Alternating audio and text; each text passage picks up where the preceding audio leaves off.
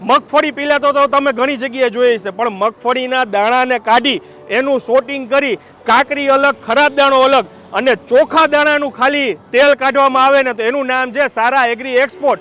મારા ઘરે 4 વર્ષથી આમનું તેલ ખાવામાં આવે છે.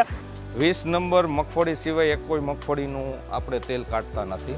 આ જેટલી પણ ગુણી છે ને બધી G20 મગફળી છે, એ બધોય લેબોરેટરી રિપોર્ટ થયા પછી જ મારા યુનિટમાં આવે છે. અચ્છા, ડાયરેક્ટ નહીં. ઓકે. હવે આ મેન્યુઅલ ચાયણો છે એક. હવે એમાં દાણા અલગ અલગ થાય, ખરાબ માલ હોય જે નથી ફૂટેલો માલ એ બધોય સેપરેટ થાય, ફાડું અલગ થઈ જાય, પ્લસ ધૂળ જેવો કોઈ પણ રજકણ છે તો એ પણ એક સાઈડ સેપરેટ નીકળી જાય ને દાણા અહીંથી શોટિંગ કરીને નીકળે. હવે આ ફાઇનલ હજી આપણા પ્રોડક્શન માટેનો માલ તૈયાર નથી. ઓકે. હવે આ બહારથી દાણા સારા જ દેખાશે તમને.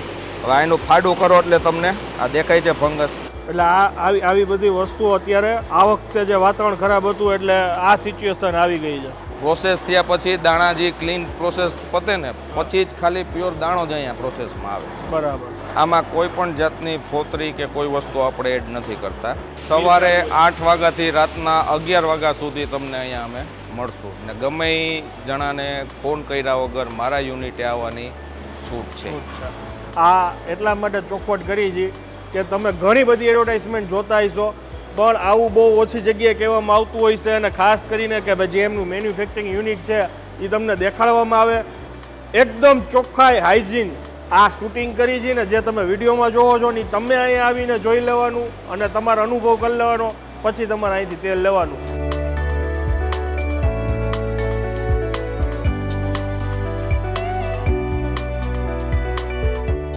આ તમે જે વાંચો છો ને મિની તેલની ઘાણી, એ આજના વિડીયોમાં તમને પૂરેપૂરી માહિતી જોવા મળશે. ઘણી જગ્યાએ તમે સાંભળતા હશો ઘાણીનું તેલ છે, ઘાણીનું તેલ છે, પણ એકચ્યુઅલમાં ઘાણીનું તેલ કેને કહેવાય ને એ આ વિડીયોમાં સ્કીપ કર્યા વિના તમે જોશો બધી જ માહિતી મળી જશે. અને ખાસ વાત આ જગ્યાની કહું, મગફળી પહેલાં તો તમે ઘણી જગ્યાએ જોઈ છે, પણ મગફળીના દાણાને કાઢી એનું સોટિંગ કરી કાકરી અલગ, ખરાબ દાણો અલગ અને ચોખા દાણાનું ખાલી તેલ કાઢવામાં આવે ને તો એનું નામ છે સારા એગ્રી એક્સપોર્ટ. મારા ઘરે 4 વર્ષથી આમનું તેલ ખાવામાં આવે છે. અને મેઇન વાત તમને કહું, ફોન કર્યા વિના ગમે ત્યારે સવારના 8 થી રાતના 11 વાગ્યા સુધીમાં ગમે ત્યારે બિંદાસ તમે અહીંયા આવશો. જે વિડીયોમાં તમે માહિતીમાં જોવો છો એ જ વસ્તુ તમને રૂબરૂ જોવા મળશે. ફૂલ્લી હાઇજીનથી આ સરસ મજાનું તેલ કાઢવામાં આવે છે. ડિટેલમાં કેવું તેલ ખાવું ને કેવું ના ખાવું જોઈએ એ બધી જ માહિતી આપણને અહીંના ઓનર જણાવશે. ચાલો શરૂ કરીએ. કેમ જો શરદભાઈ? બસ મજામાં, આવી ગયા. યસ. હવે સાહેબ આપણા જે નવા વ્યુઅર્સ છે એને આઈડિયા નહીં હોય કે આપણે દર વર્ષે અહીંયા આવતા હોય છે, તો અહીંયા આવવું હોય તો પરફેક્ટ લોકેશન શું કહેવાય? Shri Sara agri export, national highway 27, Kamdhenu industrial compound, Jetpur road, Dhoraji. Okay. Highway touch જ યુનિટ છે આખું આપણું. જી. અને સવારે કેટલા વાગ્યાથી રહીને કેટલા વાગ્યા સુધી આપણું આ? સવારે 8 વાગ્યાથી રાતના 11 વાગ્યા સુધી તમને અહીંયા અમે મળશું ને ગમે એ જણાને ફોન કર્યા વગર મારા યુનિટે આવવાની છૂટ છે. આ એટલા માટે ચોખવટ કરી છે કે તમે ઘણી બધી એડવર્ટાઇઝમેન્ટ જોતા હશો, પણ આવું બહુ ઓછી જગ્યાએ કહેવામાં આવતું હોય છે. અને ખાસ કરીને કે ભાઈ જે એમનું મેન્યુફેક્ચરિંગ યુનિટ છે એ તમને દેખાડવામાં આવે એકદમ ચોખ્ખાઈ, હાઇજીન. આ શૂટિંગ કરી છે ને જે તમે વિડીયોમાં જોવો છો ને તમે અહીંયા આવીને જોઈ લેવાનું અને તમારો અનુભવ કરી લેવાનો, પછી તમારે અહીંથી તેલ લેવાનું. હવે સ્ટેપ બાય સ્ટેપ આપણે બતાવતા જાય કેવી રીતના હોય છે. ભાઈ ફૂલ સ્ટોક અત્યારથી ભરીને રાખી દીધો છે? હા આનંદભાઈ, આ વખતે સારી ક્વોલિટીનો માલ મળવો બહુ આકરો છે. એટલે આખું વર્ષ સેમ ક્વોલિટીનું તેલ આપણા કસ્ટમરને આપી છે, એટલે અગાઉથી આયોજનપૂર્વક માલ એટલો મારે સ્ટોક કરવો જ પડે. કમોસમી વરસાદના લીધે બહુ જાજુ ડેમેજ છે આ વર્ષે ને મહિના દી પછી આનાથીની ખરાબ હાલત હશે અમારા અંદાજ પ્રમાણે. એટલે ભાવ વધશે, પ્લસ સારો માલ માર્કેટમાં નહીં મળે. ઓકે. એવી સિચ્યુએશન અત્યારથી અમને દેખાઈ રહી છે. ઓકે. હવે અહીંથી પેલા આપણી આ જે મગફળી છે G20 મગફળી, બરાબર ને? હાજી. પછી 20 નંબર મગફળી સિવાય એક કોઈ મગફળીનું આપણે તેલ કાઢતા નથી. એ બધોય લેબોરેટરી રિપોર્ટ થયા પછી જ મારા યુનિટમાં આવે છે. અચ્છા. અહીંયા એ કમ્પ્લીટ માલ આવ્યા પછી અહીંયા એનું પેલું પ્રોસેસ ચાલુ થાય છે. આપણે ઉપર ઓપનરમાં જાય મગફળી લિફ્ટ થ્રુ, છિલકા બધે બહારની સાઈડ વયા જાય, દાણા બધું અંદર આવી જાય. હવે આ મેન્યુઅલ ચાયણો છે એક. હવે એમાં દાણા અલગ અલગ થાય, ખરાબ માલ હોય જે નથી ફૂટેલો માલ એ બધોય સેપરેટ થાય, ફાડું અલગ થઈ જાય ને દાણા દાણા અહીંથી શોર્ટિંગ કરીને નીકળે. હવે આ ફાઇનલ હજી આપણા પ્રોડક્શન માટેનો માલ તૈયાર નથી. ઓકે. અહીંથી જે દાણા દાણા જે નીકળ્યા છે એ અહીંયા બધા ઊભા રહી જાય, પછી અહીંથી નેક્સ્ટ પ્રોસેસમાં જાય. ઓકે. એ દાણા જે છે ને નીકળે છે ને ત્યાંથી એ હવે અહીંયા બૈરાઓ લેડીઝ છે ને આને ક્લિનિંગ કરે છે. ખરાબ દાણો, માટી, બીબડી, ગોગડી, હાંગો, ડાકરું બધું મેન્યુઅલી ક્લીન થાય. પછી ફાઇનલ ક્લીન થયા પછી જ આપણા પ્રોસેસમાં એ ખાલી દાણા જ આવે છે. ઘણા એને પેલા એ વિચાર આવતો હોય છે કે ભાઈ માર્કેટમાં અત્યારે શોર્ટિંગ કરેલા દાણા મળતા હોય તો તમે આ બધું સાફ સફાઈ કરાવ્યા વિના ડાયરેક્ટ એ દાણાનો યુઝ કરો તો એ ના ચાલે?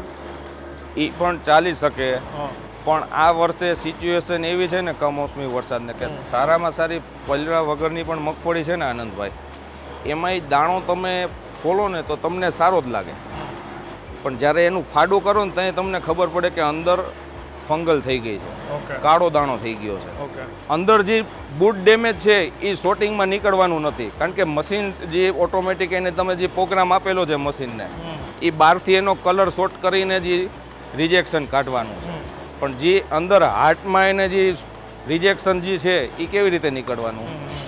હવે એ મેન્યુઅલી નીકળશે. જેને અનુભવ છે આ લાઈનમાં એને જે વસ્તુ ખબર પડવાની છે કે ભાઈ આ ખરાબ દાણો છે. તમને આ લાઈનમાં કેટલા વર્ષ છે? સેકન્ડ જનરેશન છે અમે આ લાઈનમાં. ઓકે. એટલે એના લીધે આપણે આ ક્વોલિટી આપી શકીએ છીએ. ઓકે.